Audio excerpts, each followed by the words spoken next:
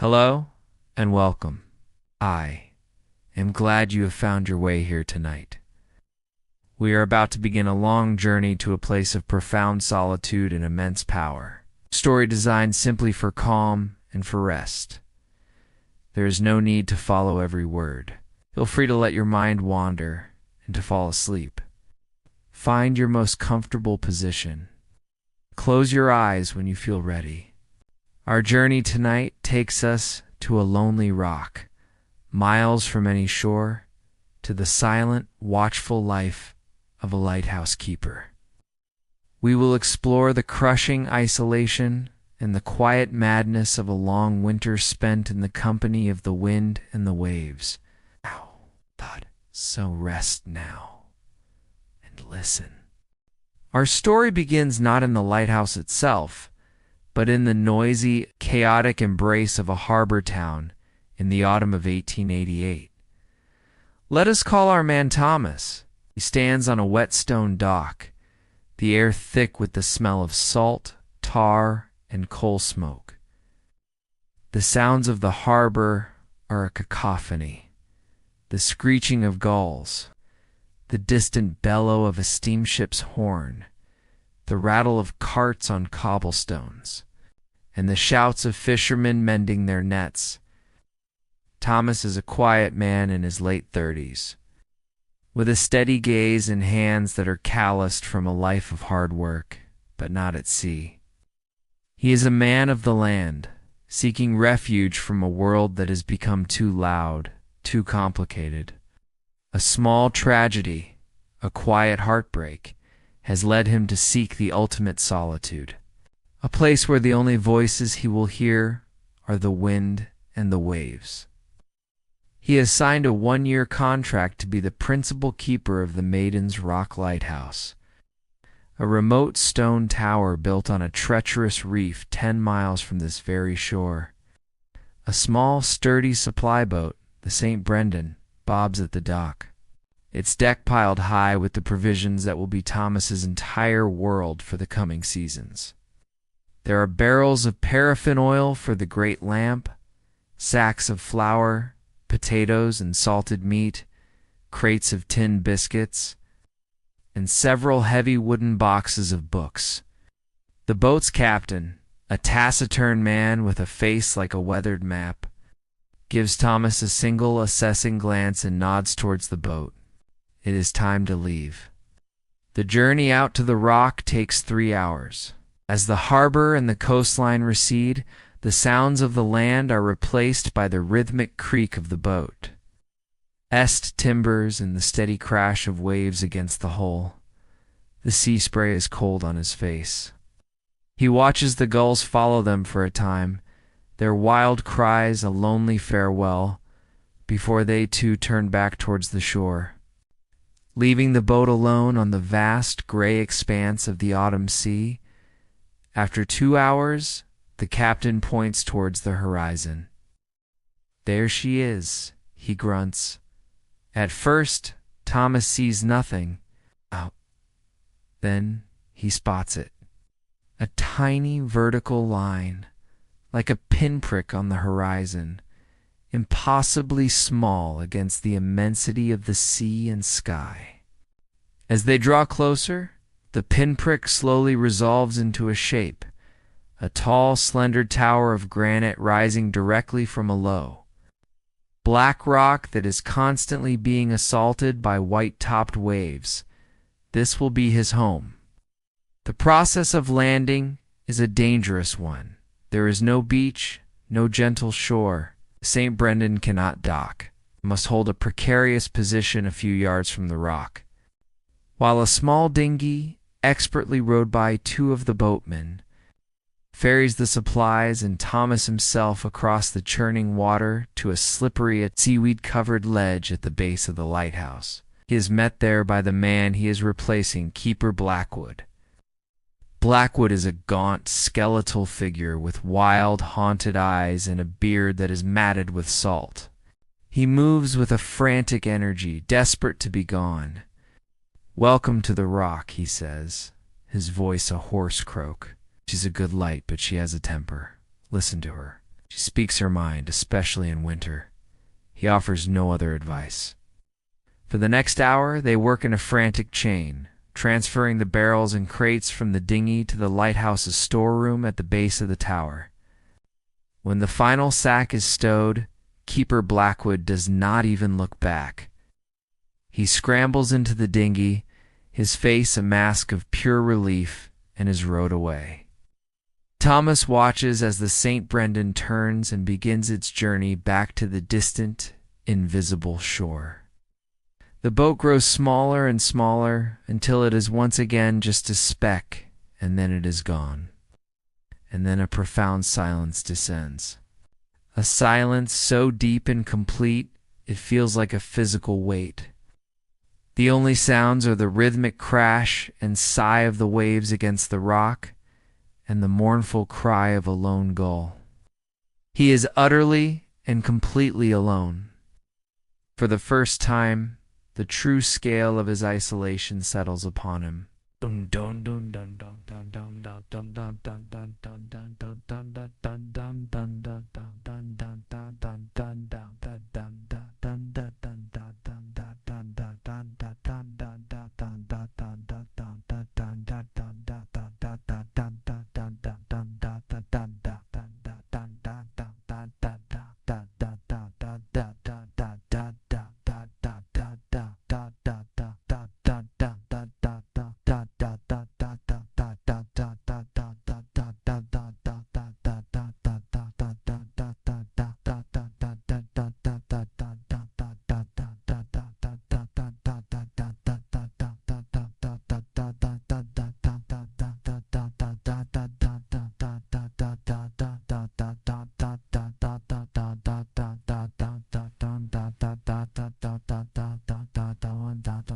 His new life has begun. He spends the first few hours in a state of quiet, methodical exploration. The tower is his entire world now, and he must learn its geography. At the base is the storeroom, a cool, dark space packed to the ceiling with the provisions that must last him until spring. The air smells of damp stone, hessian sacks, and salted meat. It is the scent of survival. Above this is the oil room, lined with the large barrels of paraffin that will feed the great lamp. It is the lifeblood of the lighthouse, and he checks the seal on each barrel with a careful hand. A cast-iron spiral staircase, its steps worn smooth by the boots of previous keepers, winds its way up the core of the tower. His footsteps echo in the confined space. The only sound besides the distant sigh of the sea.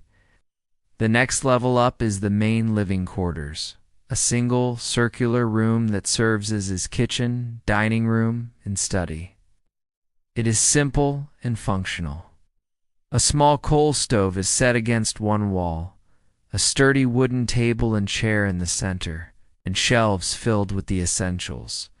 Tin plates, a kettle, and the logbooks left by his predecessors.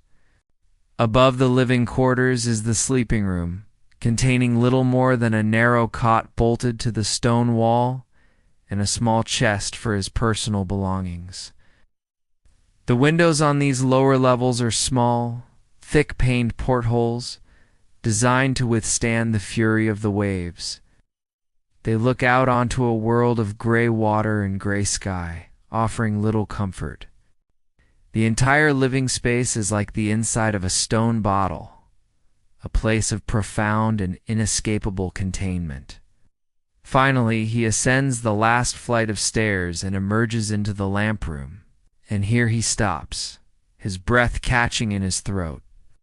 The room is a cage of glass and intricate brass, and at its center, enthroned like a jewel, is the great Fresnel lens. It is a work of art, a masterpiece of 19th-century optics. It stands taller than a man, a beehive of hundreds of precisely cut glass prisms, all polished to a perfect clarity and set within a gleaming brass framework. Its purpose is to gather the light from a single flame and focus it into a powerful, piercing beam. Beneath the lens is the clockwork mechanism that will turn it through the night.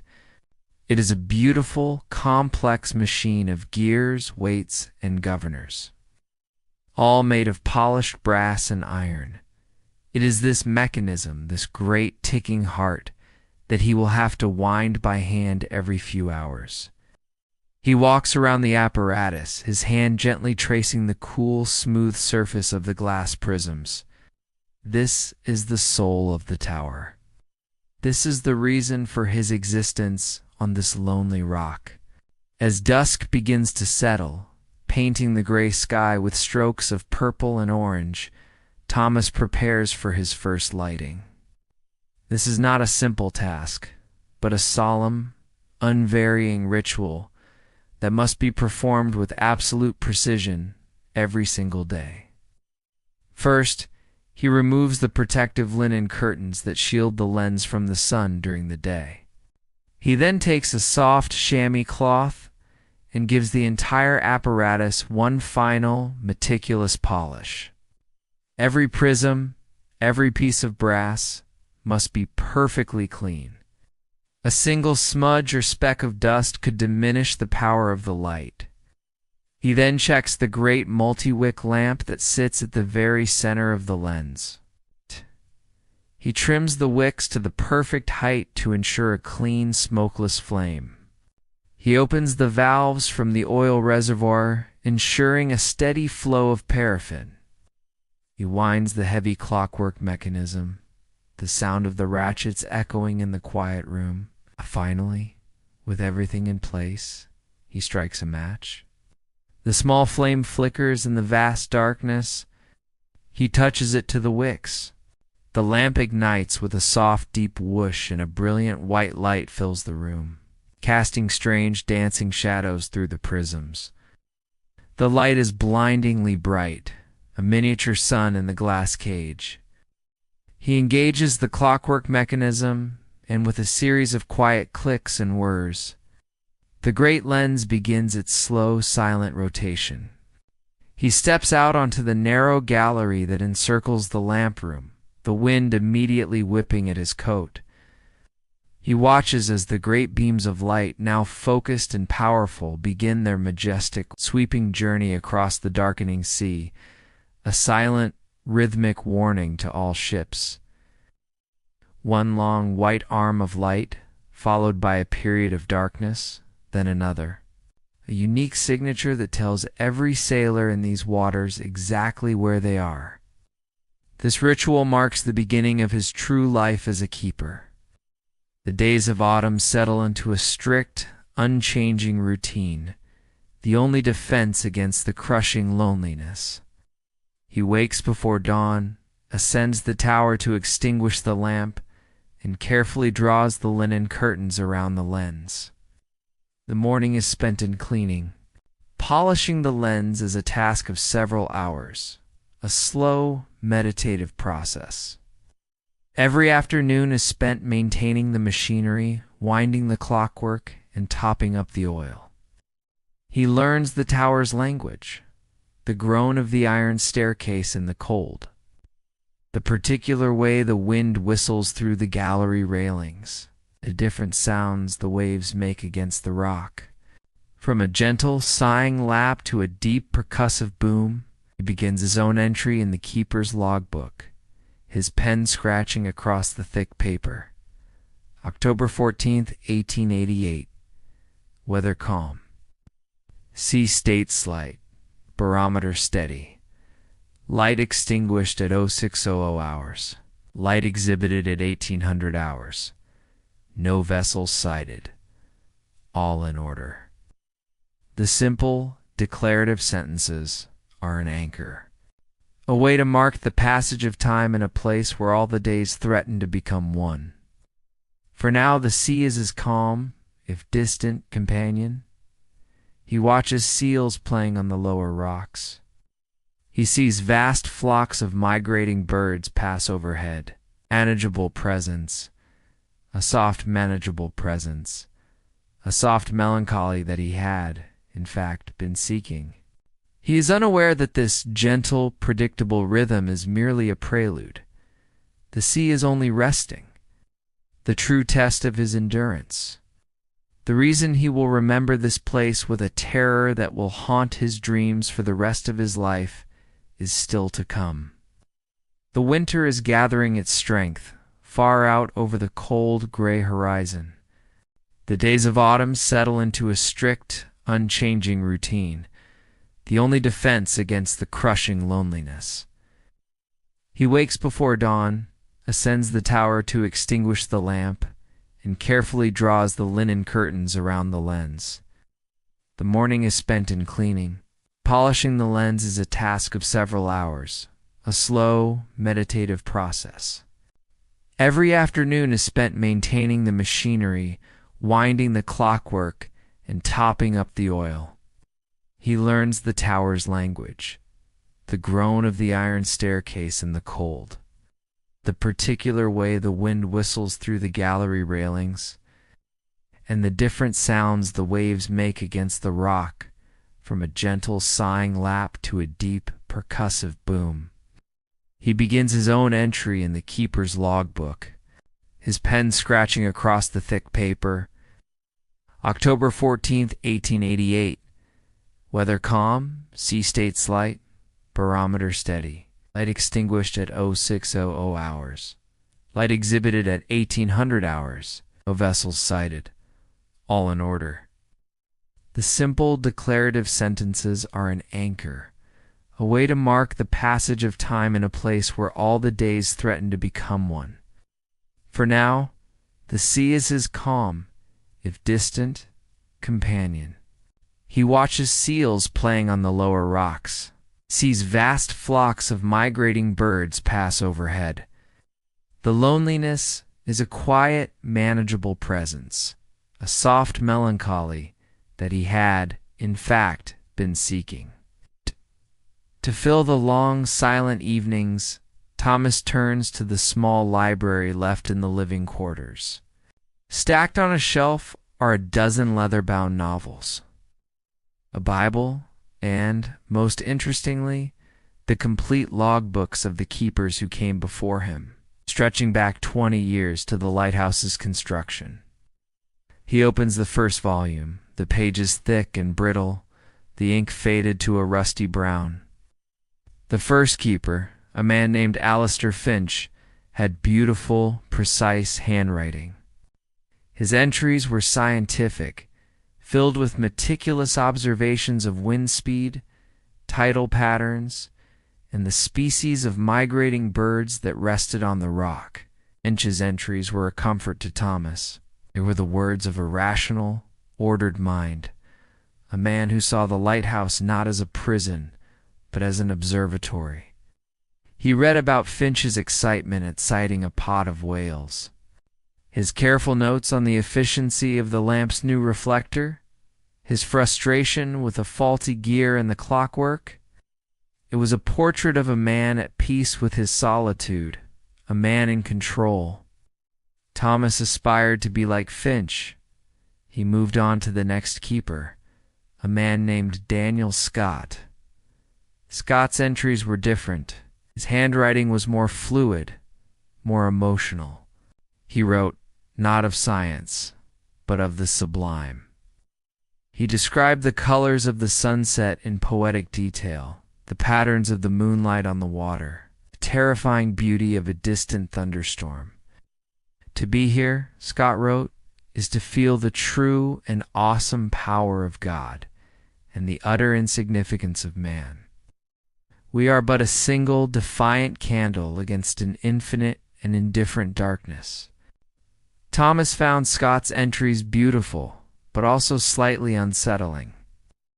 They spoke of a mind that was perhaps too open to the vast, lonely emptiness of the sea.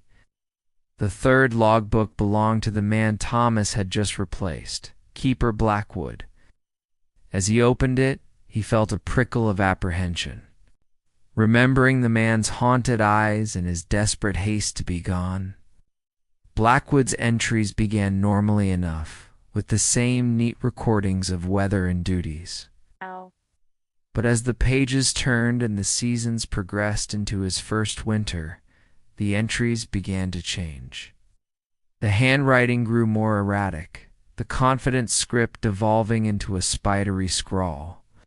The entries became shorter, more paranoid. "The wind never stops," he wrote on one page. "It speaks. It whispers my name. I know it is only the waves, but it sounds like claws."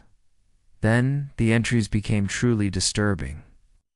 Blackwood wrote of seeing shapes in the waves, of hearing a woman's song carried on the storm, of a feeling of being constantly watched. The final entry, from just a few days before Thomas's arrival, was almost illegible, the words scrawled frantically across the page. "The light is the only thing that keeps them out. The light must not fail. It is the only eye that never sleeps. It is the only thing that keeps the sea from swallowing this rock hole." Thomas closed the book, his hands trembling slightly. He told himself it was just the ramblings of a man driven mad by solitude, a cautionary tale. It had nothing to do with him. He was a rational man, like Finch. He would not succumb to such fantasies. As October bled into November, the character of the sea began to change. The days grew shorter, the light weaker, the skies a permanent, oppressive shade of gray. The gentle, sighing waves were replaced by a restless, angry chop. The wind began to pick up, no longer a breeze, but a constant, keening moan that seemed to seep through the very stones of the tower. Then came the first true gale of the season. Thomas was woken in the middle of the night by a sound like a freight train crashing into the tower. The entire structure, which had felt as solid as a mountain, was now vibrating with the impact of the waves. The wind shrieked around the glass of the lamp room, a high, terrifying scream. He scrambled up the spiral staircase, his heart pounding, convinced the glass was about to shatter. He spent the rest of the night in the lamp room, watching in terrified awe as mountainous waves, far taller than he had thought possible, rose out of the blackness and hurled themselves against his granite refuge. The sea was no longer a companion. It was a monster, a creature of pure, mindless fury. For 2 days and 2 nights the storm raged, trapping him in the vibrating, roaring tower. He could not cook, he could not sleep. He could only perform his duties, trimming the wicks, winding the clockwork, his movements a small island of routine in a world of chaos. And then, as suddenly as it began, the storm passed. The wind died down, the sea calmed, and a weak, watery sun broke through the clouds. Thomas stepped out onto the gallery, his legs unsteady, and looked out at a world that was battered but peaceful. He had survived his first storm. A feeling of pride, of confidence swelled in his chest. He had faced the sea's temper and had not broken. He believed he now knew what winter would be like, and he believed he was ready. He had no idea that this was merely a prelude, a gentle tap on the door from the true, monstrous power that was still gathering its strength far out over the cold, gray horizon. In the weeks that followed that first gale, a deceptive calm settled over the sea. The weather of late autumn was crisp and beautiful. The sky was a brilliant cold blue, and the sun, though low in the sky, glittered on a sea of deep sapphire. Thomas felt his confidence return, bolstered by his survival of the storm. He saw it as a test, one that he had passed. He believed he now understood the rhythm of the rock, the language of the wind and the waves. His routine became a source of comfort and pride, each task performed with a meticulous, practiced efficiency. One clear, cold afternoon, he sighted a familiar plume of smoke on the horizon. It was the St. Brendan, the supply boat, making its final visit before the deep winter would render the seas impassable. The arrival of the boat was a joyous, frantic event. For a few short hours, his profound solitude was broken. He could hear the shouts of other men, their voices a welcome alien sound. They could not land, but the captain skillfully brought the vessel as close as was safe. And the small dinghy once again made the treacherous journey back and forth laden with supplies. They brought him a new store of coal, more barrels of oil, and a precious crate containing salted butter, a small wheel of hard cheese, and a bundle of letters. The captain shouted news from the shore across the churning water, tidings of politics and local gossip that sounded to Thomas like news from another world. He received a single letter from his sister. He stood on the slippery rocks and read it as the men worked, the words a poignant link to a life he had left behind. She wrote of the good harvest of a neighbor's wedding, of the simple, mundane events of the village. The words made his heart ache with a gentle, sorrowful longing. Then, as quickly as it had arrived, the visit was over. The last crate was stowed, and the captain gave a final wave. Thomas watched the St. Brendan pull away, its steam whistle blowing a lonely, echoing farewell. He watched it shrink until it was just a speck on the horizon, and then it was gone. As the ship disappeared, a feeling of profound and irreversible finality washed over him. The last link to the world of men was severed. The key had turned in the lock of his winter prison. He was now completely, utterly alone until the spring.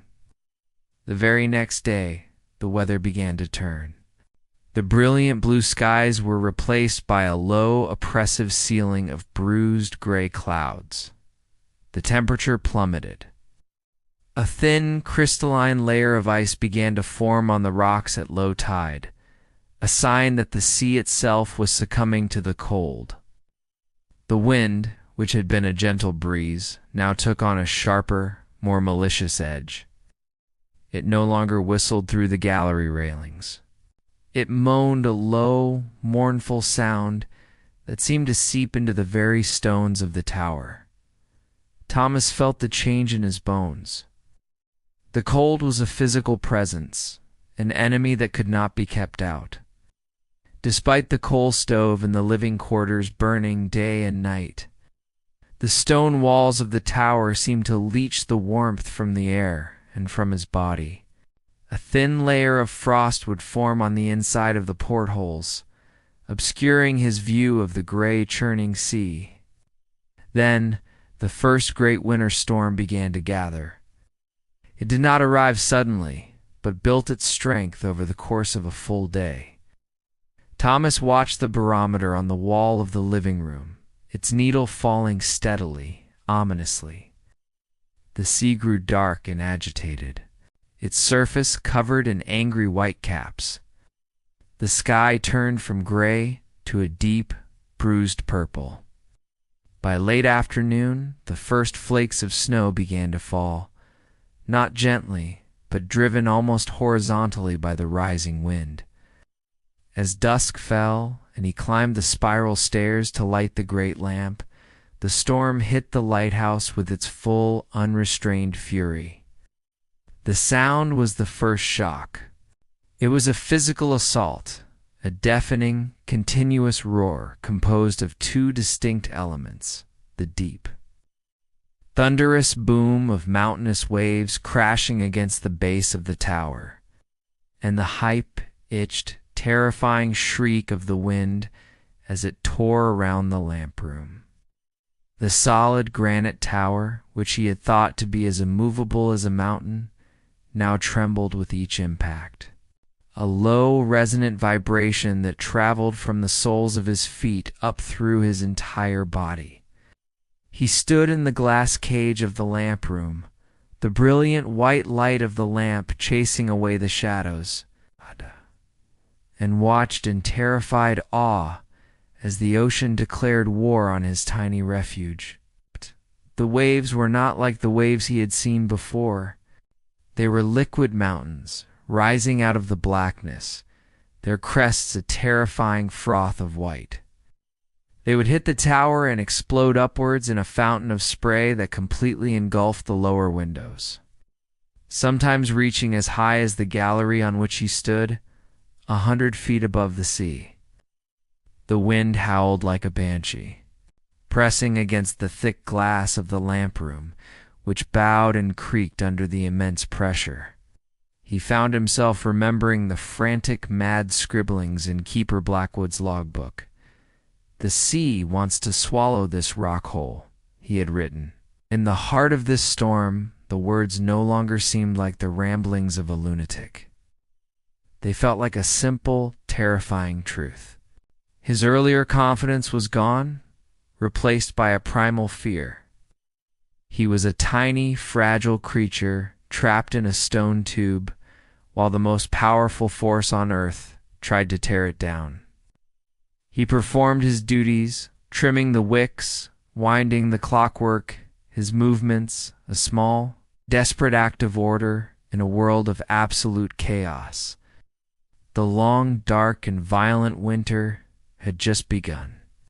The great storm, the first true tyrant of the winter, raged for 2 days and 3 nights.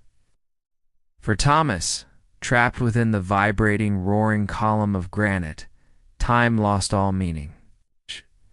His world was a maelstrom of sound and motion, a constant, thunderous assault on the senses that left no room for thought, only a primal, instinctual focus on his duties. He kept the great lamp burning, its silent, sweeping beams a lonely defiance against the chaos. He wound the heavy clockwork mechanism, the rhythmic clicking of the gears a small, sane sound in a world gone mad. He did not sleep, he did not eat. He endured. Then, on the morning of the 3rd day, a change began. It was not a sudden peace, but a slow, gradual lessening of the storm's fury. The high-pitched shriek of the wind in the gallery railings descended into a low, mournful moan. The thunderous, tower-shaking impacts of the waves became less frequent, replaced by the heavy, rolling boom of a colossal swell. The world was still a place of immense, violent power, but the peak of its rage had passed. As a weak, watery dawn broke, casting a bruised purple light over the sea, the wind finally died away into an exhausted sigh. Thomas, his legs unsteady and his ears still ringing with the ghost of the storm, made his first cautious inspection. The lamp room had held. The thick glass panes, though rattled and streaked with salt, were intact. The great Fresnel lens, his precious jewel, was unharmed. Oh. Protected by its cage of brass and iron, he extinguished the lamp, the brilliant flame giving way to a thin curl of smoke, and drew the heavy linen curtains around the lens to protect it from the morning sun. The silence that followed was profound, almost as deafening as the storm itself. It was a silence filled with the echo of immense violence. He took a deep, shuddering breath, the first truly relaxed breath he had taken in days. His next task was to assess the damage to the rest of the tower. He began his slow descent down the cold caster and spiral staircase. The air in the tower was frigid and damp, the stone walls seeming to weep with condensation. In his small sleeping chamber, the porthole was completely encrusted with a thick, opaque layer of dried salt, blocking all light. His woolen blanket felt clammy and cold to the touch. In the living quarters, a small pool of seawater had collected on the floor beneath the window. The immense pressure of the waves had forced the water through the seals of the thick glass. The sight sent a shiver of fear through him. It was a stark reminder that the tower was not impregnable. The sea, with its relentless power, could find its way into his sanctuary. He spent the next hour mopping up the water and drying the floorboards as best he could, his movements slow and weary. The greatest test would be the storeroom at the base of the tower. He descended the final flight of stairs, his heart pounding with a new anxiety. He pushed open the heavy wooden door. A wave of cold, briny air hit him. The floor was covered in several inches of seawater. The storm surge had breached the lower door, flooding the foundation. Frantic inventory began. The barrels of oil, sealed and heavy, seemed to be unharmed. But the sacks of flour, potatoes, and coal stored on the floor were a sodden, ruined mess. A significant portion of his winter fuel and food supply was now a useless, pulpy sludge.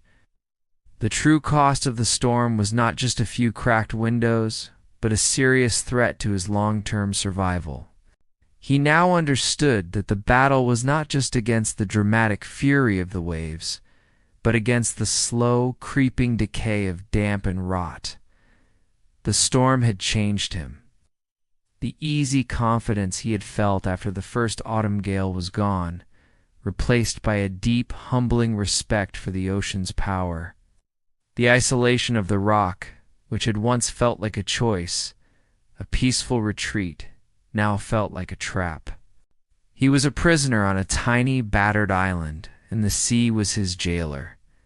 His world was no longer a place of quiet contemplation, but one of constant, low-level anxiety. His daily routine, once a source of comfort, now became a series of defensive actions, a constant battle against the encroachment of the winter sea. The morning was no longer just for polishing the lens. It was for chipping the thick crystalline ice off the gallery railings with a small hammer, the shards falling silently into the churning water 100 feet below. It was for checking the seals on every window and door, packing them with extra tallow and cloth to keep the water out. The afternoons were for managing his dwindling supplies. He moved the remaining sacks of flour and coal to higher makeshift shelves, desperate to protect them from the damp. He would carefully inspect his salted meat for any sign of mold, his biscuits for any hint of softness.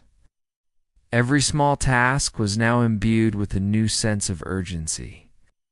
Every action was a small fight in a long, slow war for survival. The autumn was a distant memory. The true, grinding reality of a winter on the rock had begun. The days that followed the great storm bled into weeks, and the weeks into a long gray continuum of misery. The winter settled upon the rock not as a season, but as a permanent state of being. The sun became a forgotten myth, a pale, distant memory from another lifetime. The sky was now a permanent, oppressive ceiling of bruised, slate-gray clouds that hung so low they seemed to merge with the angry sea. There was no day and night in the conventional sense, only varying degrees of a dim, perpetual twilight. The world was reduced to a symphony of a few, endlessly repeated sounds.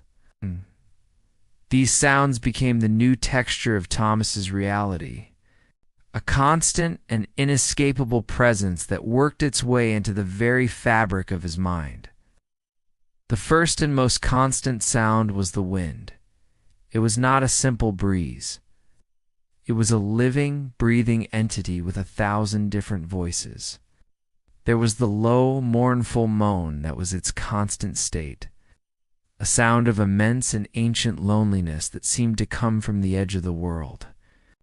Then there was the high-pitched, piercing shriek it made as it found a tiny crack in the stonework or a gap in a window seal.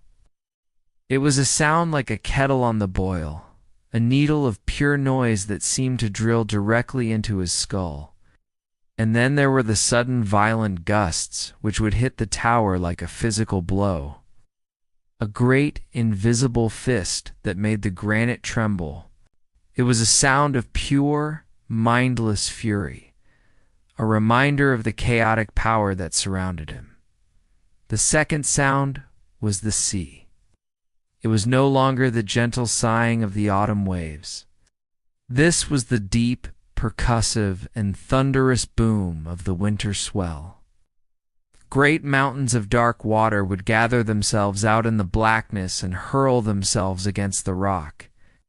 The impact was not just a sound. It was a feeling, a deep, resonant shock that traveled up through the foundation of the tower and into the soles of his feet. A constant reminder of the ocean's relentless assault. After each great crash, there would be the long, gurgling hiss of the water as it was sucked back into the depths, a greedy, hungry sound. The third sound was the tower itself, groaning under the strain. The thick glass panes of the lamp room would rattle and hum with a low, vibrating frequency as the wind pressed against them. The cast iron spiral staircase would contract in the intense cold, letting out sudden, sharp, metallic groans, like the complaints of a sleeping giant.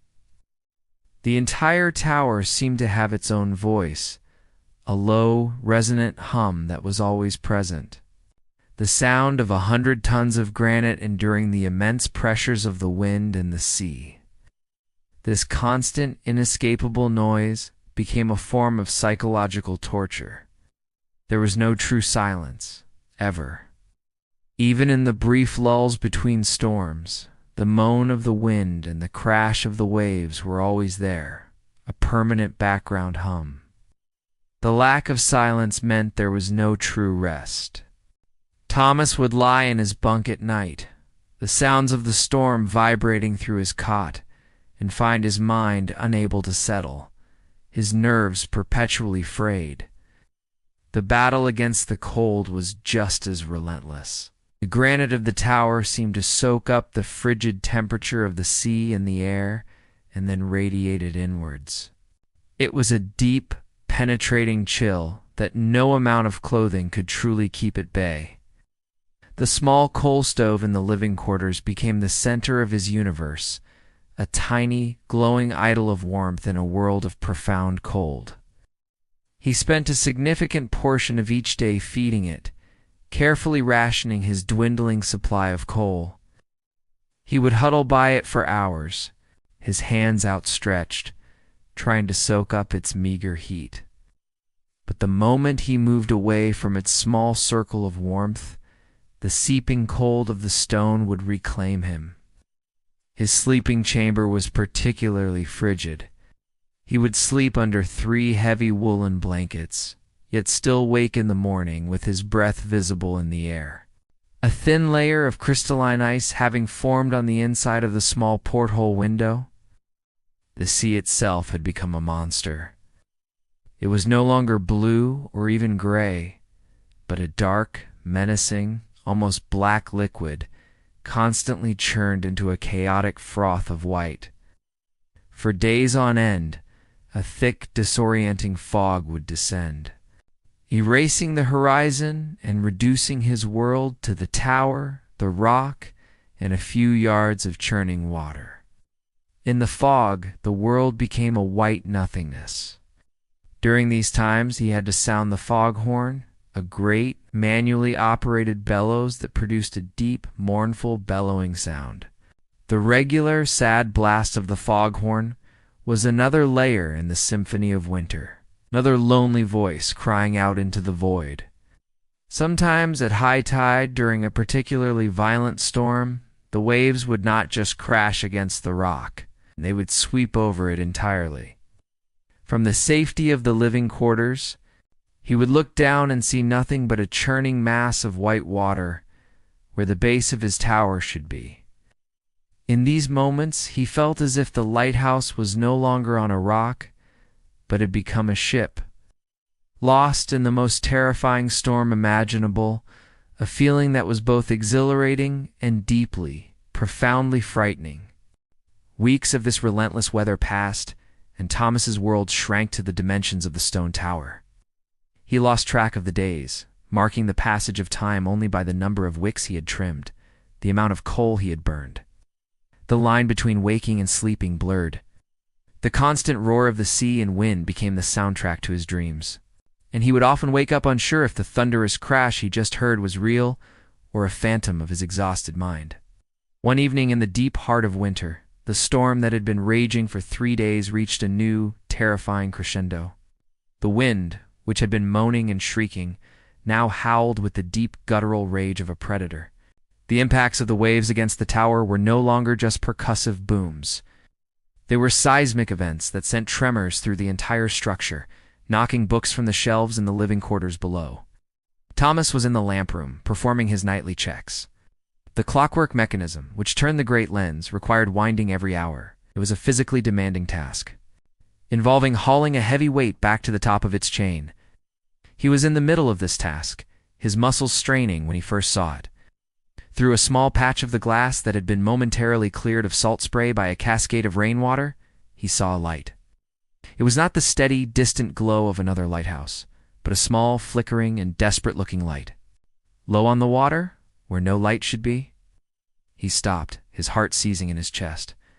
He squinted, pressing his face against the cold glass, and waited for the next flash of lightning to illuminate the scene. When the lightning came, it lit up a scene from a nightmare. There, no more than a mile from the rock, was a ship.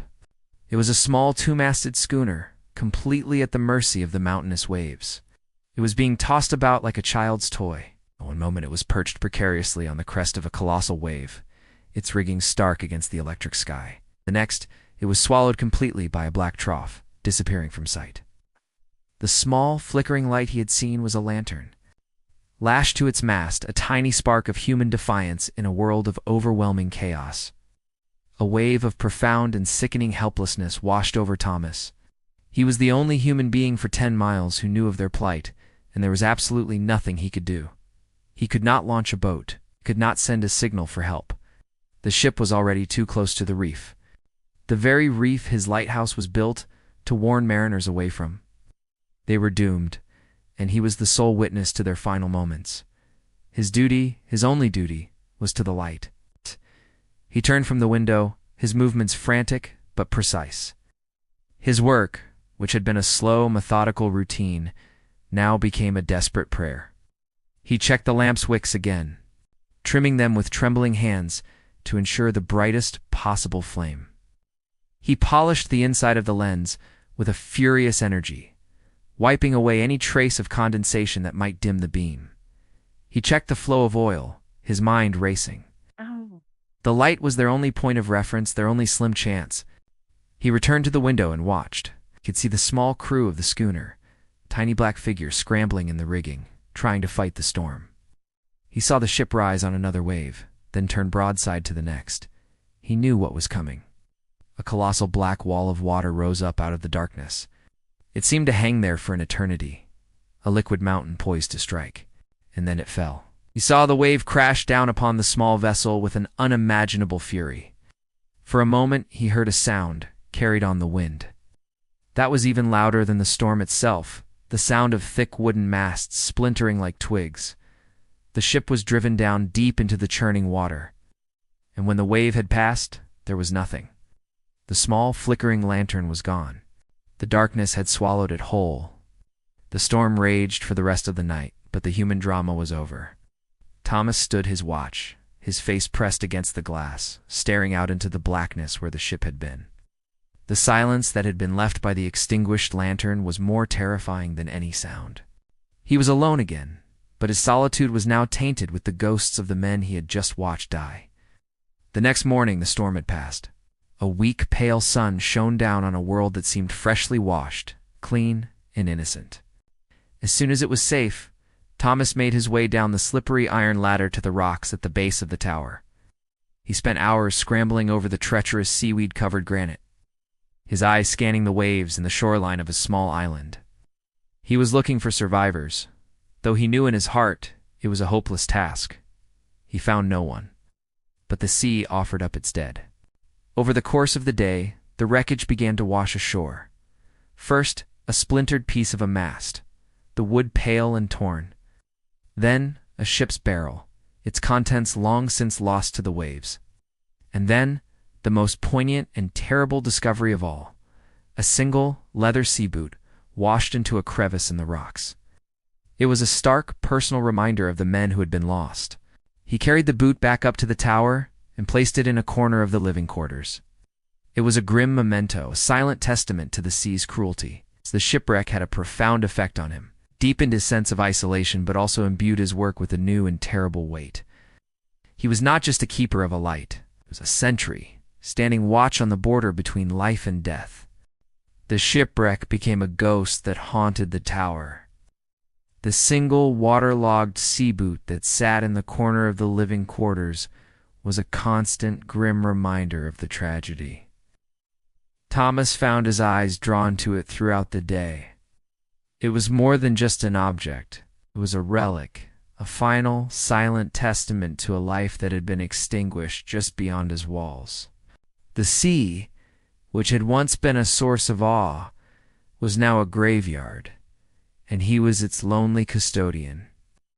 His perception of the world began to change, to warp under the pressure of his isolation and the weight of what he had witnessed. The sounds of the storm, which he had begun to grow accustomed to, now took on a new, more sinister character. In the howl of the wind, he would sometimes imagine he could hear the faint, desperate shouts of drowning men, the deep, groaning complaint of the tower's stonework. He would hear a chorus of the dead, knew it was just his mind playing tricks, his imagination inflamed by solitude. What the knowledge did little to quell the rising tide of fear. His duties, especially the nightly lighting of the lamp, became an obsessive, almost fanatical ritual. The light was no longer just a warning to sailors. It was a defiant act, a single fragile shield against the immense, hungry darkness that had swallowed the schooner. He would polish the lens until his arms ached. His own reflection, a distorted, ghostly face, looking back at him from the curved glass. He felt an immense crushing responsibility. The failure of the light, he now believed, was not just a dereliction of duty. It was a moral failing, an invitation to another tragedy. As the winter deepened, the days grew impossibly short. There were only a few hours of a dim, gray, watery light before the immense. Oppressive darkness of the 16-hour night descended again. This eternal twilight, combined with his profound isolation, began to erode his sense of time. The days of the week lost their meaning. Was it Tuesday or Friday? Would have to consult his logbook to be sure. The calendar became his only proof that the world was still turning, that time was still moving forward. His logbook entries, once so neat and precise, began to show the strain. His handwriting, while still legible, became smaller, more cramped. The entries were shorter, focused only on the bare essentials of his duties. He stopped noting the passage of birds or the play of seals on the rocks. His world had shrunk to the tower and its immediate surroundings, and his journal began to reflect this mental confinement. One long, storm-tossed evening driven by a desperate need for some other human voice. Even one from the past, he took out Keeper Blackwood's mad, erratic logbook again. He read the entries he had previously dismissed as the ramblings of a lunatic. "The sea has a voice," Blackwood had written. "It knows my name. It sings to me at night, a terrible, beautiful song." Before, the words had seemed like pure fantasy. Now, as Thomas sat listening to the complex, multi-layered roar of the storm, the words had a terrifying resonance. He read another entry. "There are faces in the waves. They press themselves against the glass, their eyes wide." Thomas found himself, against his better judgment, climbing the stairs to the lamp room and peering out into the chaotic darkness, half expecting to see a pale, ghostly face looking back. There was nothing, of course, nothing but the sea and the rain. But the seed of a terrible new fear had been planted. He began to wonder if Blackwood had been mad, or if the lighthouse itself was a place that revealed a terrible, hidden truth about the world. He started to fear that he was not just living in the same space as Blackwood, but that he was following in his mental footsteps. His world continued to shrink. He stopped going outside onto the rock unless it was absolutely necessary for his duties. The open sky and the vast horizon, which had once offered a sense of freedom, now felt agoraphobic and threatening. The tower was his shell, his only protection.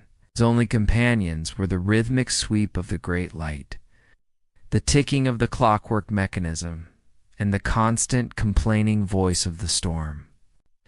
He found himself talking to himself more and more, his own voice a strange, rusty sound in the quiet rooms. He would describe his actions aloud. Now I am winding the clockwork. Now I am trimming the wick. Now I am making tea. It was a desperate attempt to impose a sense of order and sanity on a world that felt increasingly unreal. The line between the inside of his head and the outside world was beginning to blur. The winter was at its deepest, darkest point, and there were still many weeks to go before any hope of a ship, any hope of rescue, could possibly appear on the horizon. The winter deepened, and the world outside the tower became a featureless, churning void. The line between sea and sky dissolved into a perpetual twilight of gray mist and driving rain. The storms were no longer distinct events to be endured, but a constant rolling assault, a permanent state of siege. Thomas's life, once governed by the steady, predictable clock of the sun, was now dictated by the chaotic, violent rhythms of the North Atlantic. The routine that had once been his shield against solitude now felt like the meaningless, repetitive actions of a prisoner pacing his cell. The physical toll of this endless winter began to carve itself into his very being. The constant dampness and chill settled deep into his bones, a dull, persistent ache that never went away. The lack of fresh food meant his diet consisted almost entirely of salted meat and hardtack biscuits. His gums became tender and would sometimes bleed, the first telltale sign of scurvy. Small cuts on his hands from his daily work, which would have healed in days on the mainland, now lingered for weeks, refusing to close in the cold, salt-laden air. He grew thinner, his face gaunt, his eyes sinking deeper into their sockets, surrounded by the dark circles of profound exhaustion. He was a man slowly being worn away, eroded by the same relentless forces that were grinding down the granite of the rock itself. The isolation was no longer a simple loneliness. It was a physical presence, a heavy cloak that smothered his thoughts and dulled his senses. In the absence of any new stimulation, his mind, starved for input, began to turn inward and to play tricks on him. His senses paradoxically became both blunted and heightened. The world was a monotonous gray, yet he would spend hours staring at a patch of lichen on the wall, mesmerized by its intricate alien patterns. The only sounds were the wind and the sea, yet within their constant roar, he began to hear other things. He started to hear the whispers that Keeper Blackwood had written about. He knew, with the rational part of his mind, that it was just the sound of the wind whistling through a crack in the lamproom S ventilator. But his lonely, exhausted mind would shape the sound into something more. In the high-pitched shriek of a gust of wind, he would hear a woman's mournful song. In the low, guttural groan of the tower vibrating against a heavy wave, he would hear a name being spoken his own. He also began to see things. Fleeting shapes in his peripheral vision, a dark flicker in the corner of a room that would vanish when he turned to look. He would be polishing the great lens and, for a split second, see a pale, gaunt face looking back at him from the reflection, a face that was his own, yet terrifyingly older and more haunted. These were momentary hallucinations, born of fatigue and sensory deprivation, but they left him shaken, his heart hammering in the silence of the tower. His own logbook, once a bastion of order and rationality, began to change. He started to use it not just to record the weather, but as a silent confidant, a place to confess the fears he could not speak aloud. January 12th, he wrote, his handwriting becoming less steady. Another gale. The sound is in the walls now. I hear it scratching. I know it is only the sea, but it feels like it wants to get in.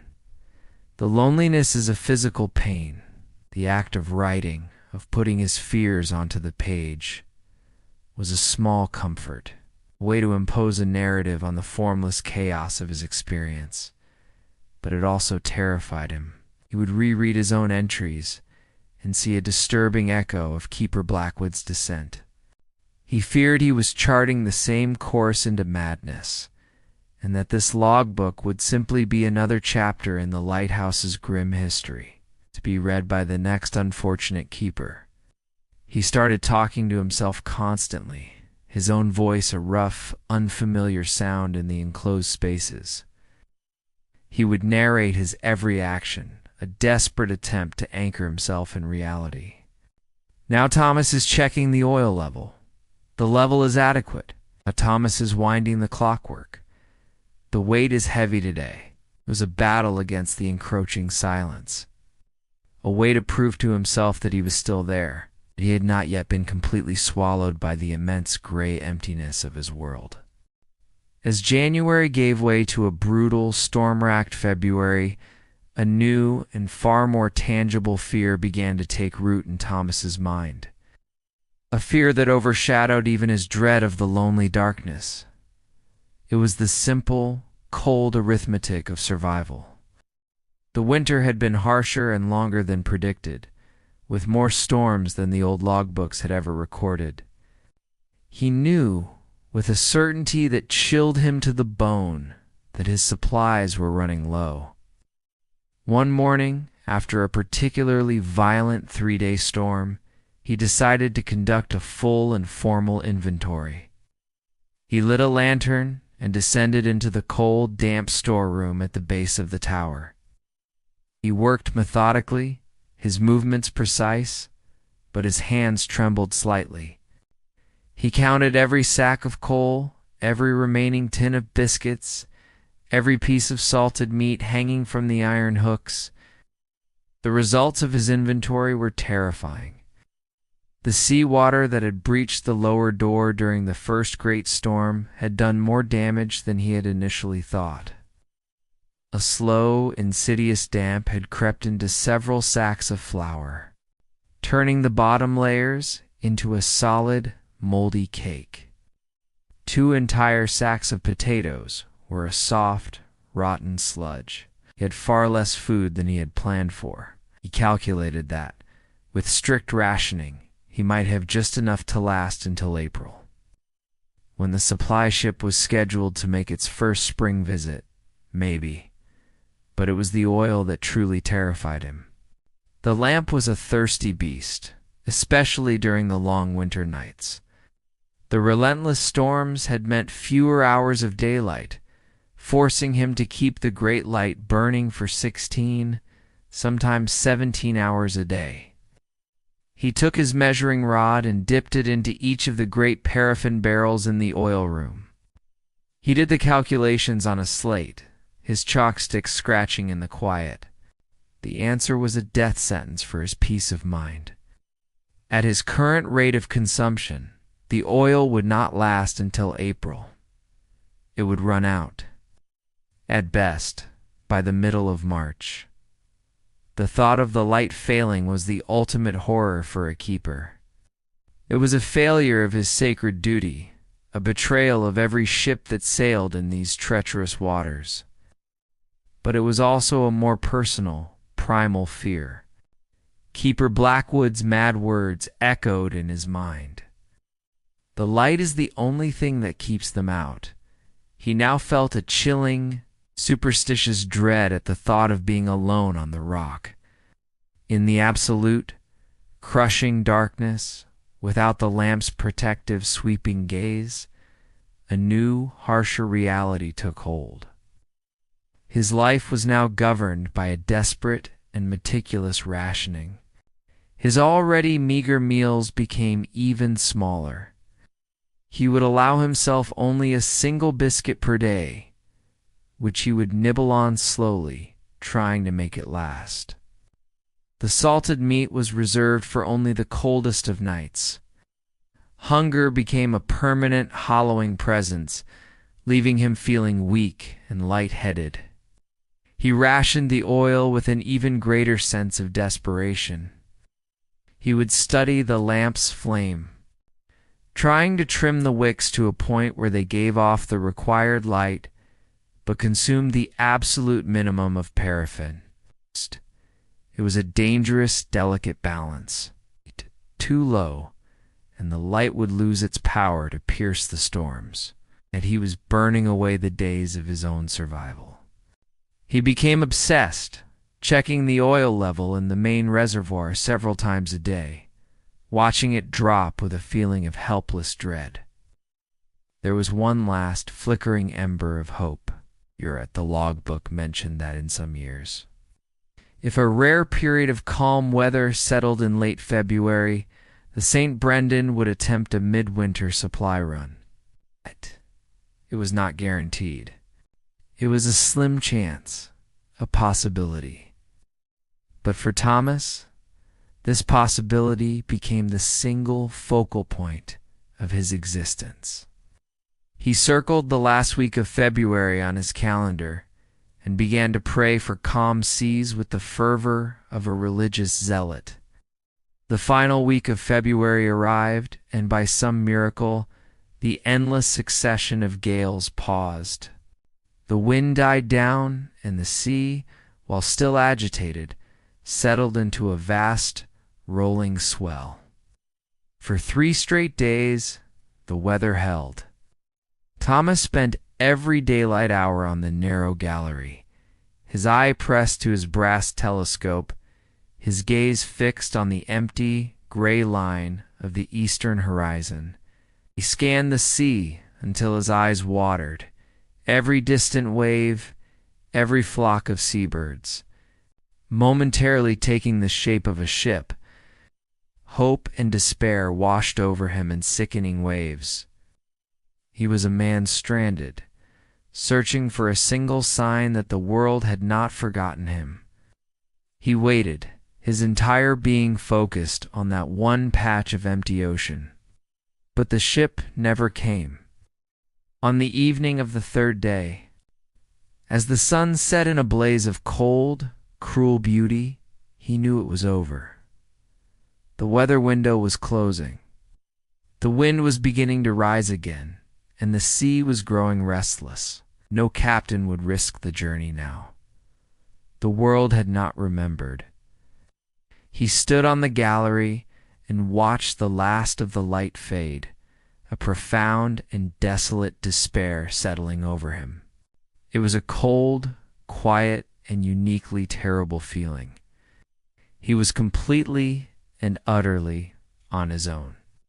He had only the dwindling supplies in his storeroom, the flickering flame in his lamp, the fragile state of his own mind to see him through the final, desperate weeks of the winter.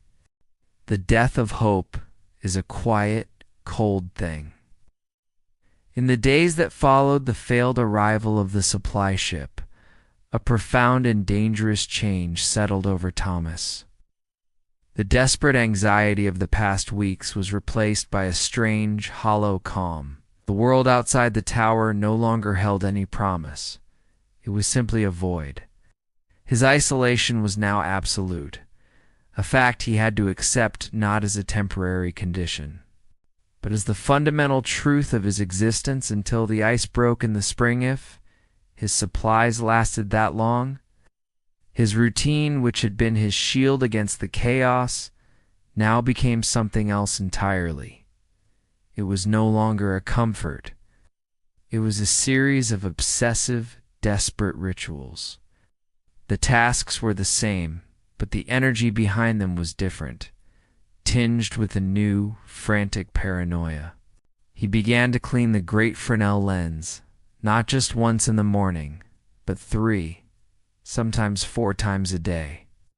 He would polish each of the hundreds of glass prisms until his fingers were raw, convinced that a single smudge was a personal failing, a moral crime that would cause another ship to wreck upon the reef.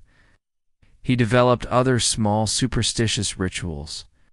He would tap the wall of the tower 3 times before ascending or descending the spiral staircase. He would arrange his tin plates and cutlery in a perfect, unvarying pattern after each meager meal. He began to avoid stepping on certain floorboards in the living quarters, convinced they were unlucky. These were the desperate acts of a mind trying to impose a tiny, controllable order on a world that was vast, chaotic, and utterly indifferent to his survival. His only companion in this descent was a ghost, the mad keeper Blackwood. In the long, roaring nights, Thomas would light his small lantern and read Blackwood's erratic logbook over and over again. The book was no longer a curiosity or a cautionary tale. It had become a sacred text, a prophecy, and a terrifying mirror. The words that had once seemed like the ravings of a lunatic now resonated with a chilling, undeniable truth. The loneliness is a weight, Blackwood had written. It presses down on the chest, makes it hard to breathe. Thomas would read this passage and put a hand to his own chest, feeling the same heavy, constricting sensation. He began to have one-sided conversations with the long-dead keeper, whispering his responses into the roaring darkness of the tower. "You felt it too, didn't you, old man?" he would murmur.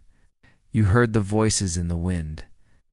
He became convinced that the presence Blackwood had written about, the thing that scratches at the door at high tide, was real. He began to believe it was not just a feature of the rock, but that it was aware of him, watching him, waiting for a moment of weakness. He would find himself looking over his shoulder in the empty rooms, a prickling sensation on the back of his neck, certain that he was not alone. The line between his own fear and an external menace was beginning to dissolve. One night, the battle for his sanity reached its climax. A storm of incredible violence was battering the lighthouse, and Thomas was huddled by the small coal stove, trying to read by the light of his lantern. Over the thunderous roar of the waves and the shriek of the wind, he heard a new sound, rhythmic tap, tap, tap. He froze, his head snapping up, his ears straining. It was not the sound of the wind or the sea. It was a metallic, deliberate sound. Tap, tap, tap. It seemed to be coming from the base of the tower. His mind immediately leaped to Blackwood's log. Something scratches at the door. A wave of pure, cold terror washed over him. He sat there for a full minute, paralyzed, listening. The sound was still there, a tiny, persistent, and intelligent sound, a message from the storm. He knew he had to investigate. The thought of descending into the darkness of the lower levels was terrifying, but the thought of not knowing, of cowering in his room while something tried to get in, was worse. He lit his heavy storm lantern, its yellow light a small, fragile shield, and began his descent down the cast-iron spiral staircase. With each step downwards, the roar of the sea grew louder, and so did the tapping. Tap, tap. It was louder now, more insistent. It was clearly coming from the direction of the main entry door at the base of the tower. He reached the bottom, his heart hammering against his ribs. He stood before the heavy iron door, the sound now clear and undeniable on the other side. He pressed his ear against the cold, wet iron. He could feel the vibrations through the metal. It was real. Something was out there on the narrow ledge, in the heart of a hurricane-force storm, tapping on his door. He imagined a pale, waterlogged hand, its knuckles rapping against the iron.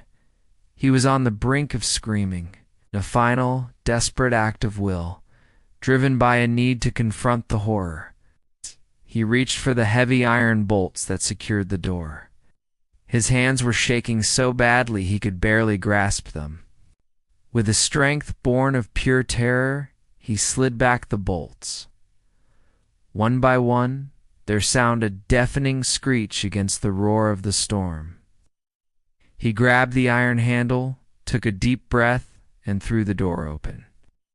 He was met by a deafening blast of wind and a torrent of icy spray that extinguished his lantern, plunging him into darkness. But in the split second before the light died, he saw it. It was not a monster. It was not a ghost.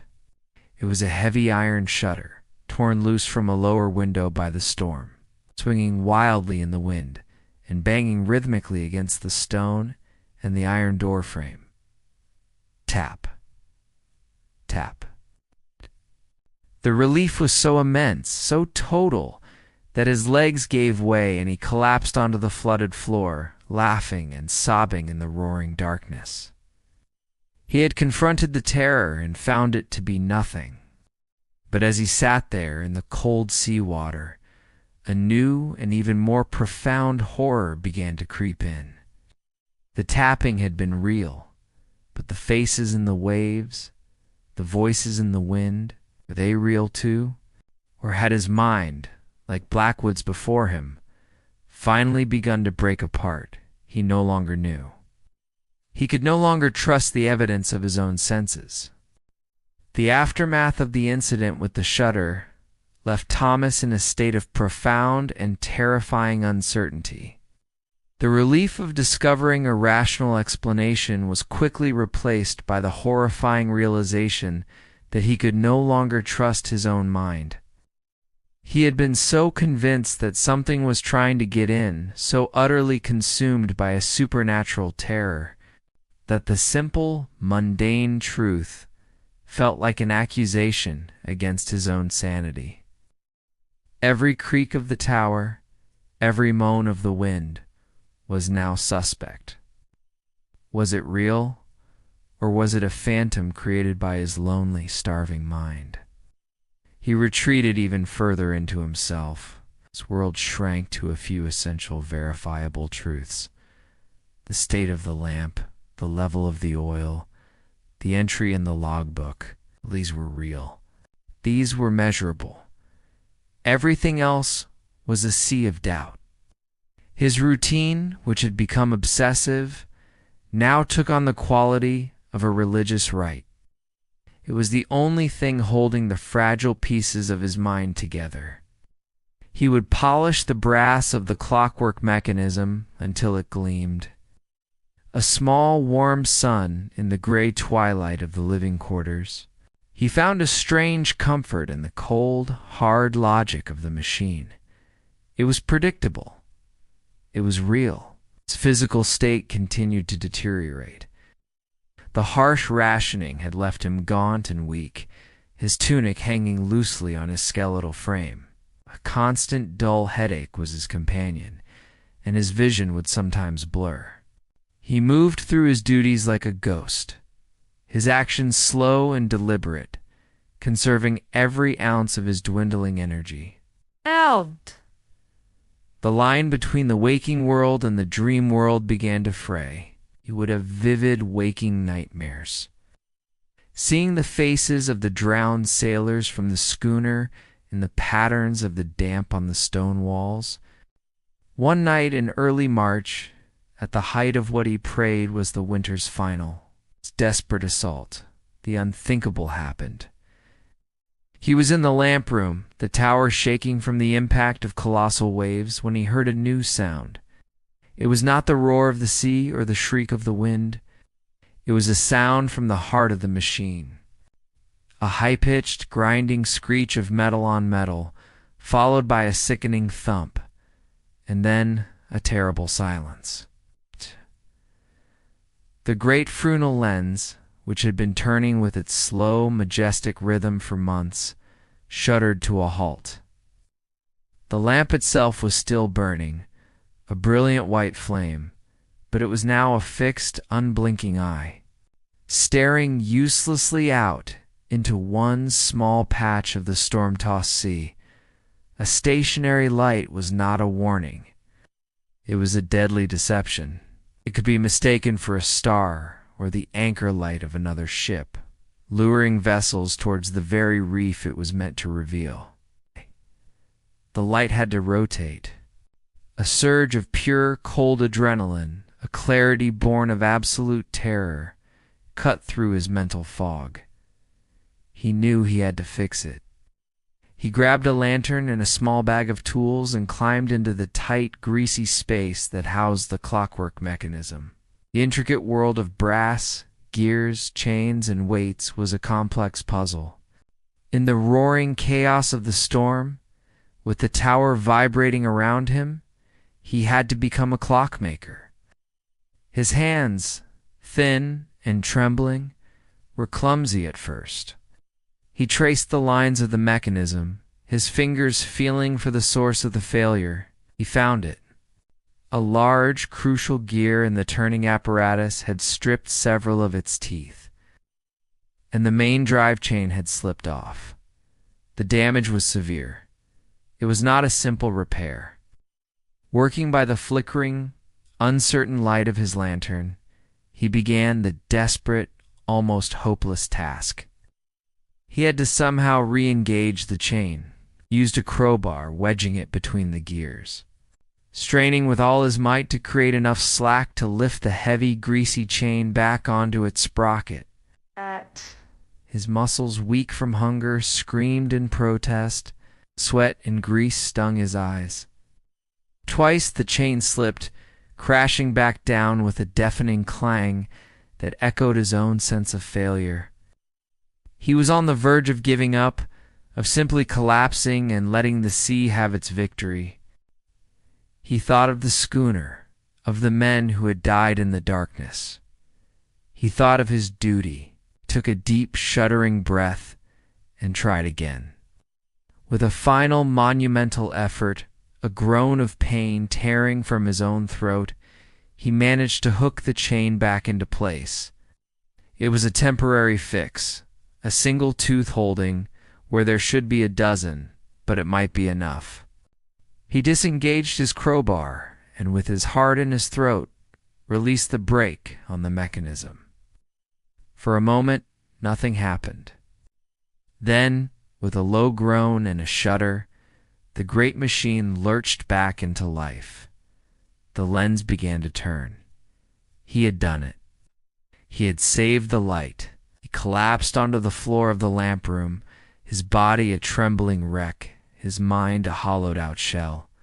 He was covered in grease and sweat, his hands bleeding, his spirit utterly broken. He had won the battle against the machine, but the victory had cost him the last of his reserves. As he lay there, listening to the slow, rhythmic sweep of the beam and the unabated roar of the storm, he stared into the same abyss of madness that had consumed Keeper Blackwood. And for the first time he did not know if he would ever find his way back. The breaking of the clockwork mechanism was the breaking of the man. In the aftermath of his desperate repair, as Thomas lay trembling on the cold floor of the lamp room, something within him shattered. The fragile dam that held back the tide of his fear and paranoia finally crumbled. He had saved the light, but in doing so he had expended the last of his rational self. The man who stood up was not the same one who had climbed into the greasy gears. He was a creature of pure primal instinct, his world now governed by the frantic, scrawled prophecies of Keeper Blackwood's logbook, began to see the storm not as a meteorological event, but as a conscious entity. a malevolent being that was actively trying to destroy him. The waves were its fists, the wind its voice. He saw the shipwreck not as a tragic accident, but as a deliberate act of murder by the sea. He was no longer a keeper, maintaining a light. He was a soldier in a forgotten cosmic war, the last defender of a tiny stone fortress against a relentless dark god. His duties became a series of frantic, superstitious rituals. He would anoint the gears of the clockwork with oil not just for lubrication, but as a blessing to appease the spirit of the machine. He would clean the lens with a furious energy, believing that any impurity was a weakness that the darkness could exploit. He would speak to the light, calling it his guardian, his one true eye, whispering words of encouragement to the great silent flame. His physical state mirrored his mental decay. The gnawing hunger had left him gaunt and skeletal. His eyes, wide and bloodshot from lack of sleep, seemed to burn with a feverish intensity in his pale, drawn face. He would go for days without eating, his dwindling rations forgotten, his body fueled only by a nervous, terrifying energy. The line between reality and hallucination was now a porous, shifting boundary that he could no longer navigate. He saw faces in the swirling patterns of the sea foam, and heard his name whispered in the hiss of the waves retreating from the rock. It was in this fragile state, in the deep heart of March, that the final storm arrived. It was a storm unlike any he had yet endured, a monster born in the icy depths of the Arctic that had traveled 1,000 miles to hurl itself against his small, defiant rock. The barometer had plummeted to a level he had never seen before, a clear signal that this was not just a gale, but a hurricane-force event. The sea rose with a terrifying speed. It did not just crash against the rock, it swallowed it. The entire base of the tower was submerged in a churning, violent mass of white water. The impacts of the waves were no longer just tremors. They were seismic shocks that felt like they would tear the tower from its very foundations. The noise was absolute, a solid wall of sound that was not just heard, but felt deep within his bones. Thomas was in the living quarters, huddled by the stove, when he heard a sound that was different from the roar of the storm. It was a sharp cracking sound, like a giant whip, followed by the unmistakable, terrifying tinkle of shattering glass. One of the thick porthole windows in the room, which had withstood every storm before it, had finally succumbed. A torrent of icy seawater exploded into the room, dousing the coal fire in an instant with a great hissing cloud of steam, and plunging the room into a frigid, near-total darkness. The wind howled through the broken window, a physical invader in his sanctuary. Thomas scrambled back, a cry of terror escaping his lips. The sea was no longer just outside, it was inside. It had breached his defenses. The battle for the lighthouse, and for his life, had truly begun. For a long moment, Thomas was paralyzed by the sheer raw violence of the sea's intrusion. The freezing water swirled around his ankles, and the wind, now inside the tower, shrieked like a vengeful spirit. Tearing at his clothes and extinguishing his small lantern, plunging the room into a deep, disorienting gloom. The only light was the faint rhythmic pulse from the great lamp many floors above, a ghostly glow that offered little illumination. Survival instinct, honed by months of hardship, finally cut through his terror. He knew he had to block the broken porthole. If he didn't, the sea would continue to pour in, flooding the lower levels, ruining the last of his supplies, and potentially compromising the stability of the entire tower. It was a race against the storm. He scrambled in the darkness, his hands fumbling for anything he could use. He found his heavy wooden table. With a surge of desperate strength, he wrenched one of the thick planks from its base. It was a crude tool, but it would have to do. He dragged the heavy plank towards the window, fighting against the force of the wind and the spray that was still blasting through the opening. The work was a nightmare. He had to hold the heavy plank against the window frame with one hand.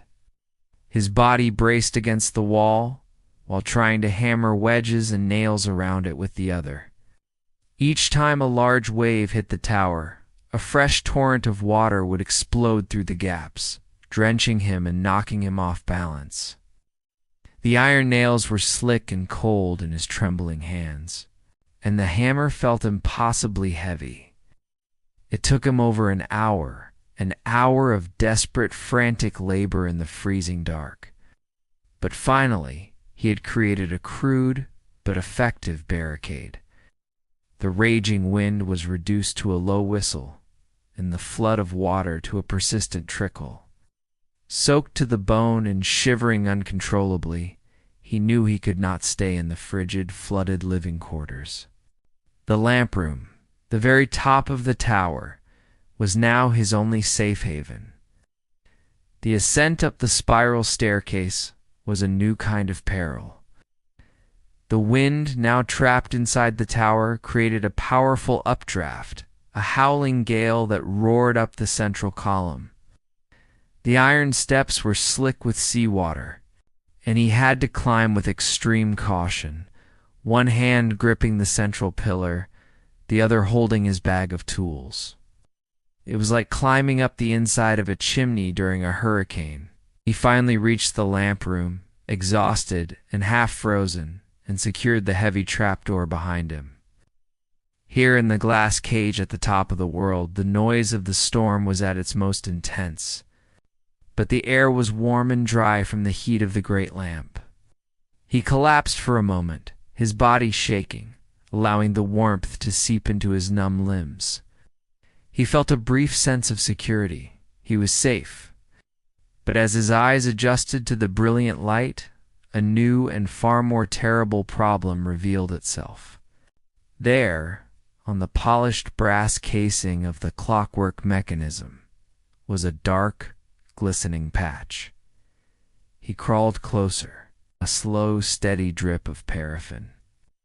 Oil was leaking from the main fuel pipe that fed the multi-wick lamp. Drip, dot, dot, dot, drip, dot, dot, drip. Each drop was a death sentence. The constant, violent vibrations of the storm had loosened a crucial joint. He looked at the growing puddle of oil on the floor, his mind racing with the horrifying implications. This was not just a leak. It was his survival and the lives of countless sailors dripping away. His carefully rationed supply of oil could not sustain this loss for long. If the leak worsened, the lamp would go out in a matter of days. But the more immediate danger was fire. The dripping paraffin was slowly creeping towards the base of the lamp itself, where the heat was immense. A single drop in the wrong place, a single spark, and the entire lamp room could be engulfed in a catastrophic explosion, a fiery tomb from which there would be no escape. A strange, terrifying calm descended upon him. The time for panic was over. He was now working on pure, focused adrenaline. He had to stop the leak. He opened his toolbox, his movements now steady and sure. He found a small wrench and a hammer. He knew he had to try and tighten the joint. A delicate and dangerous operation. He had to get close to the leak, his body pressed against the hot, intricate machinery. The air was thick with the suffocating fumes of the paraffin. The light from the unshielded lamp was blinding, and the heat was intense. He positioned the wrench on the brass fitting. It was slick with oil. His first attempt to turn it failed, the wrench slipping in his greasy hand. He tried again, this time wrapping a piece of his tunic around the handle for a better grip. He pulled with all his might. The fitting wouldn't budge. He took the small hammer and, with a surgeon's precision, began to gently but firmly tap the edge of the fitting, hoping to shock the threads into moving. It was an act of immense concentration, a tiny human battle in the heart of the roaring storm. A single misplaced blow could crack the pipe, turning the drip into a disastrous, unstoppable flow. With a final, desperate turn of the wrench, his knuckles scraping against the hot metal, he felt something give. The brass fitting, which had been stubbornly locked, moved a fraction of an inch. He pulled again, his entire body straining, a low groan tearing from his throat. The fitting turned. He tightened it as much as his weakened muscles would allow, his heart hammering against his ribs. He then took a strip of oil-soaked cloth and, with trembling hands, wrapped it tightly around the joint.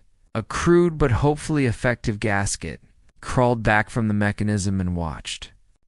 The steady drip, drip, drip. It slowed to a near imperceptible slow weep. It was not a permanent fix, but it would hold. It would have to hold. He had saved the light. The immediate danger of a catastrophic fire was over. He had one. But the victory was a hollow one.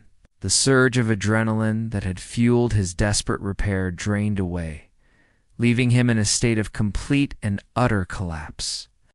He lay on the cold, greasy floor of the lamp room, his body a trembling wreck, his mind a hollowed-out shell.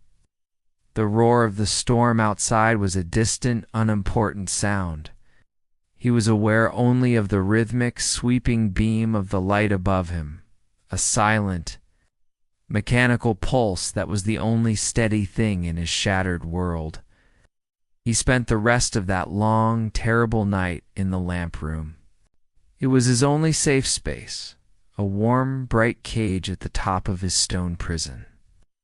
He did not have the strength to descend the treacherous, wind-swept staircase.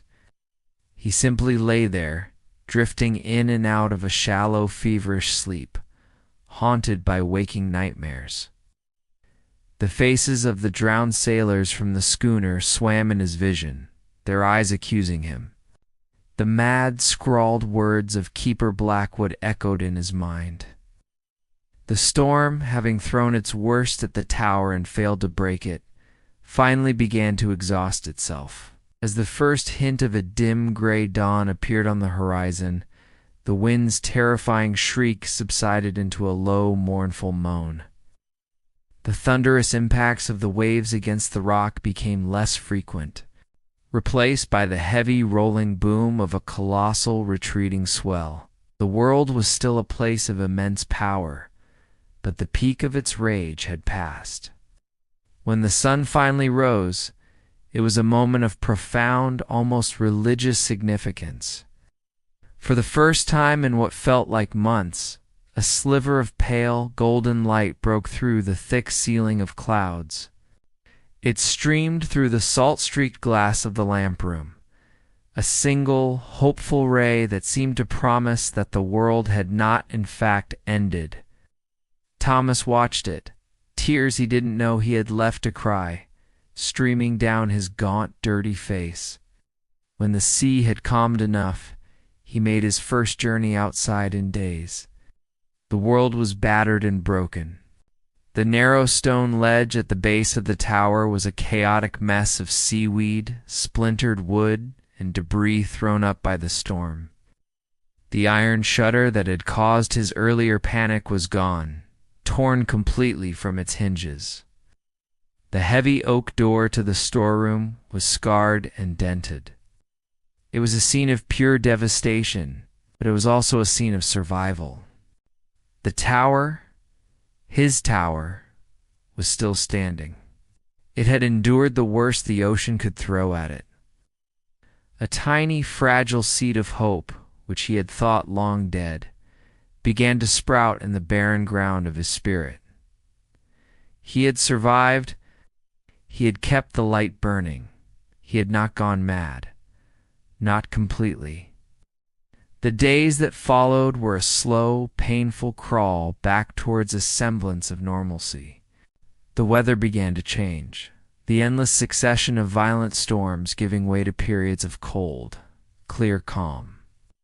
The days grew noticeably longer, the sun stronger.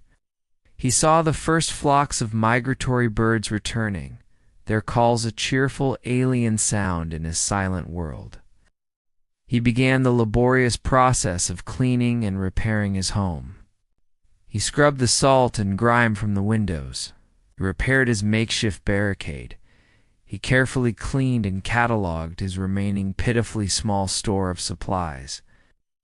The work was a form of therapy, a way to reclaim his space, to impose his own small order on the chaos. His mind was still a fragile thing. The silence of the calm days was now almost as unsettling as the roar of the storms. He would still hear things, still see fleeting shapes in the corner of his eye. But the terrifying, imminent sense of a malevolent presence had receded, replaced by the simple, all-consuming focus on a single date on his calendar, April 15th. The day the St. Brendan, the supply boat, was scheduled to make its first spring voyage. That date was now his lighthouse, the single burning light he was navigating towards. The final weeks of winter were a unique form of torture. The weather, for the most part, had calmed. The monstrous storms gave way to a cold, clear, and brittle peace. But this peace was, in its own way, more challenging than the violence. In the fury of the storm, Thomas had been an animal, acting on pure instinct. In the quiet, he was a man again, left alone with his thoughts. The memory of his terror and the gnawing, ever-present hunger in his belly. His supplies were now at a critical level. He ate his last piece of salted meat at the end of March, for the first 2 weeks of April. His diet consisted of nothing but a single dry biscuit per day and endless cups of hot water. He grew weaker, and a profound lethargy settled over him. His duties, which he had once performed with obsessive energy, now took every ounce of his willpower. Winding the heavy clockwork mechanism left him breathless and dizzy. The date he had circled on his calendar, April 15th, was no longer just a hope, was an obsession, the only thing that kept him going. Every morning he would drag himself up the long spiral staircase to the gallery, his legs trembling with weakness. He would stand there for hours in the cold, clear air, his eye pressed to the brass telescope, scanning the vast, empty horizon until his vision blurred. Every distant flock of birds, every trick of the light on the water, would momentarily take the shape of a ship, causing his heart to leap with a painful, frantic hope, only to be crushed again by the reality of the empty sea. He was consumed by the dual belief that the ship had to come, and the terrifying certainty that it never would. On the morning of April 15th, he woke with a feeling of grim finality. The sea was calm, a vast, placid sheet of deep blue. The sky was clear. It was a perfect day for a voyage. If the ship didn't come today, it would not come at all. He ate his very last biscuit, chewing it slowly, making every crumb last. He then took up his post on the gallery, his telescope trained on the east. He waited. The hours crawled by with an agonizing slowness. The sun climbed higher in the sky. The sea remained empty. A familiar cold despair began to settle in his heart. He had been a fool to hope. He was forgotten, was doomed to perish on this rock, his story ending in the same mad scrawls as Keeper Blackwood's. It was just past noon when he saw it. It was not a sail, not a hull. It was a tiny, almost imperceptible smudge of gray against the blue of the horizon, a tiny plume of smoke. His breath caught in his throat. He wiped the lens of the telescope with his shaking hand and looked again. It was still there, and it was growing larger. It was the smoke from a steamship's funnel. It was the St. Brendan. He did not shout for joy. He did not weep. The emotions were too vast, too profound for such a simple release. A wave of relief so powerful that it felt like a physical blow washed over him, and his legs, weak from hunger and emotion, gave way. He collapsed onto the cold iron of the gallery, the telescope clattering beside him, and simply lay there, staring up at the blue sky. The silent tears he had held back all winter finally streaming from his eyes. An hour later, the St. Brendan was anchored a safe distance from the rock, and the small dinghy was making its way across the calm water. As it drew closer, Thomas could see the faces of the men. They looked healthy, well-fed, and impossibly alive. He also saw a new figure, a younger man who was clearly his replacement. When the dinghy landed, the captain looked at Thomas with a shocked expression. "Good God, man," he said, his voice a mixture of pity and awe. "What happened to you?" Thomas looked down at his own thin, trembling hands, at his ragged clothes, and realized he must be a frightful sight. He was a ghost, a skeleton returned from the dead. The new keeper, a young, confident man with a cheerful face, stepped onto the rock and looked at the tower with excitement. "She's a beauty, isn't she?" he said to Thomas. "I've been waiting for a post like this my whole life. How was the winter?" Thomas looked at the young man's eager, naive face. He opened his mouth to answer, but no words came. How could he describe the sound of the storm, the feeling of the tower trembling, the terror of the shipwreck, slow creeping madness of the isolation? It was an experience that language could not contain. He simply shook his head, turned, and went into the living quarters. He took the logbook, the one containing his own and Blackwood's entries, and handed it to the new keeper. "It's all in there," he whispered, his voice a hoarse croak. The journey back to the mainland was a strange, dreamlike experience. Thomas sat on the deck of the St. Brendan, wrapped in a thick blanket, a mug of hot, sweet tea warming his hands. The sounds of the boat, the shouts of the sailors, the cry of the gulzette, all felt unreal, a story he was listening to rather than a reality he was a part of.